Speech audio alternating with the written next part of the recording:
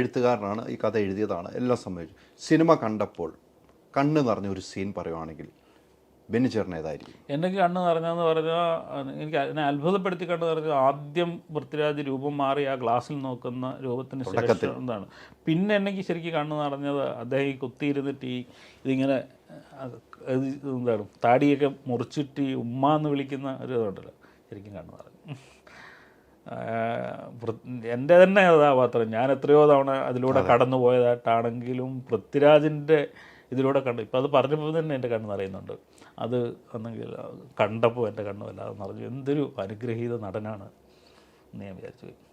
പൃഥ്വി ഇല്ലായിരുന്നെങ്കിൽ അതാണ് വേറൊരു കാര്യം.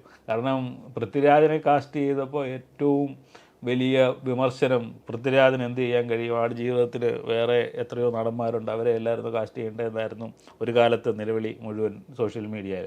ഇപ്പോൾ പൃഥ്വിരാജ് വന്നപ്പോൾ പൃഥ്വിരാജ് അല്ലാതെ മറ്റാരും ചെയ്യാനില്ല മലയാളത്തിലെന്ന് അയാൾ പറയിച്ചു എന്നിടത്താണ് അയാളുടെ വിജയം എന്ന് പറയുന്നത്.